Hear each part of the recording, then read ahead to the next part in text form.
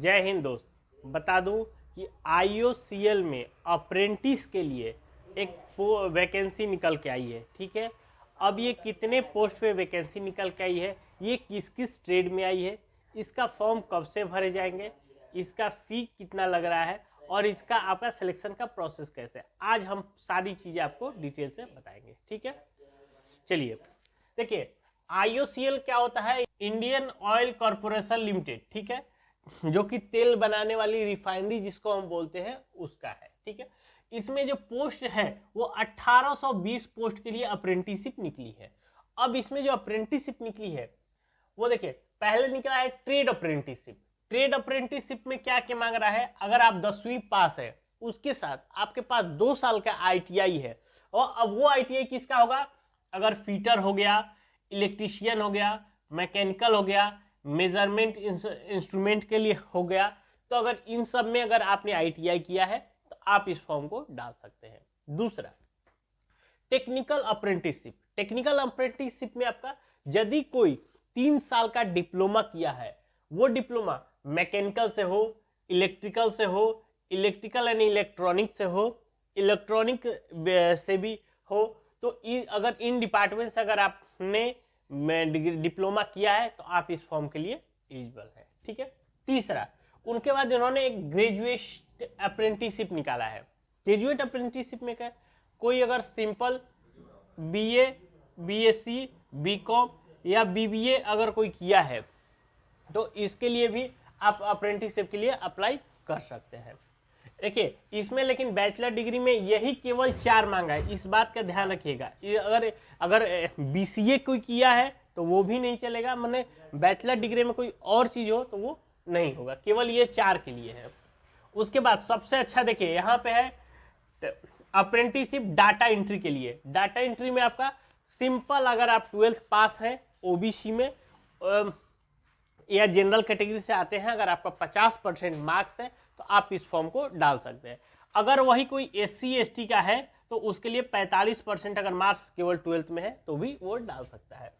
उसके बाद sales apprenticeship. Sales apprenticeship के लिए भी आपको सिंपल 12th अगर पास किए हैं 50% के साथ, जनरल OBC में, अगर SC ST में 45% है तो आप डाल सकते हैं।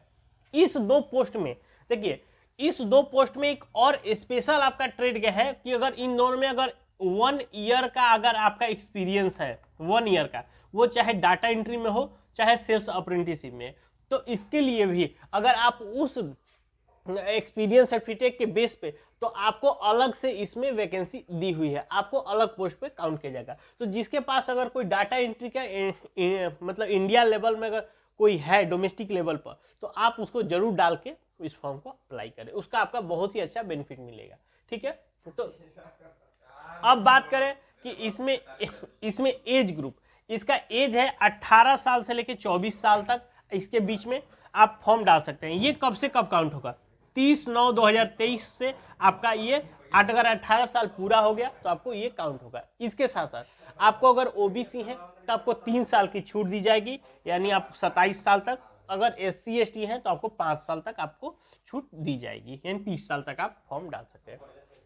ये फॉर्म कितना है, ये फॉर्म आपका ऑनलाइन चालू हो चुका है, जो कि 16 दिसंबर से ही चालू है और 5 जनवरी 2024 तक आप इस फॉर्म को फिल कर सकते हैं।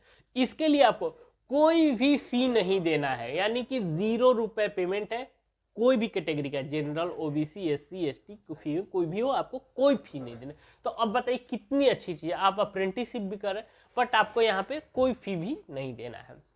और अप्रेंटिसशिप का एक बता दो कि जब आप अप्रेंटिसशिप करने तो वहाँ पे आपको स्टाइफन भी मिलता है, जो कि 8,000 से लेके 12,000 के बीच में अलग अलग पोस्टों पे है। और ये जो IOCL है, ये पूरे इंडिया के जो भी IOCL है, जैसे यहाँ पे अगर बिहार में बात करें बरौनी में है, गुजरात में है, मतलब जहाँ जहाँ ऑयल इंडिया के फैक्ट्री है वो हर जगह के लिए आप निकले हुए। एक सबसे महत्वपूर्ण चीज बता दो कि इसमें से यदि आप कोई 2 पोस्ट के लिए एलिजिबल है तो भी आप केवल 1 पोस्ट के लिए ही फॉर्म अप्लाई कर सकते हैं, इस बात का आप ध्यान रखिएगा। अगर आप 1 पोस्ट के अलावा अगर दूसरा पोस्ट करते हैं तो आपको दोनों फॉर्म रिजेक्ट कर दिए जाएंगे। ठीक है, तो इस बात का आपका ध्यान रखिएगा। अब बता दूं कि इसका जो सिलेक्शन प्रोसेस है वो कैसे है।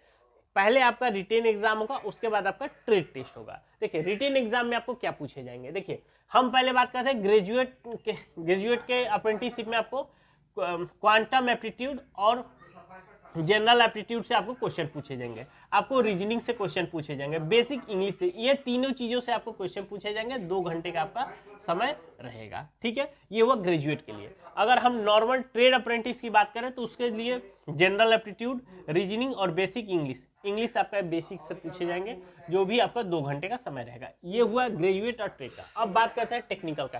देखिए जो टेक्निकल लोग हैं उनको टेक्निकल अपने डिपार्टमेंट से, जैसे अगर कोई मैकेनिकल से हुआ तो उनको मैकेनिकल से क्वेश्चन पूछा जाएगा, जो कोई इलेक्ट्रिकल से है तो उनको इलेक्ट्रिकल से क्वेश्चन पूछा जाएगा, ठीक है।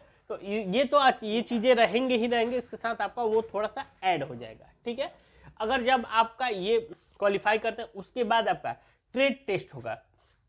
ट्रेड टेस्ट जिस भी आप ट्रेड से है, मैकेनिकल से है, यदि अगर कोई फिटर है, इलेक्ट्रीशियन है, जिस भी ट्रेड से आपको एक ट्रेड टेस्ट देना होगा।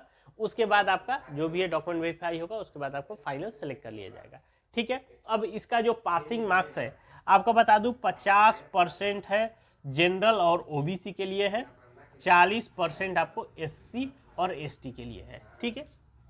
तो बता दो कि ये अप्रेंटिसशिप बहुत ही अच्छी अप्रेंटिसशिप है। जो लोग इसके योग्य हैं वो जरूर से जरूर अप्लाई करें, क्योंकि देखिए एक सबसे बड़ा चीज बता दो कि फॉर्म गवर्नमेंट जॉब का परमानेंट आप अप्लाई कर रहे हैं, लेकिन अगर इन सब में अगर आप फॉर्म भरते हैं, यहाँ पे देखिए फी भी नहीं है। अगर आप 1 साल काम करते हैं तो आपको काम करने का एक्सपीरियंस कंपनी में बहुत ही अच्छा, ये आपके लिए बेनिफिट हो सकता है, ठीक है। इसके अलावा अगर आपको और कोई जानकारी चाहिए तो आप हमें नीचे कमेंट करके जरूर पूछ सकते हैं, ठीक है। तो अगर वीडियो पसंद आए तो एक लाइक जरूर करिएगा और हमारे चैनल को सब्सक्राइब करिए। मिलते हैं नए वीडियो में, तब तक के लिए जय हिंद।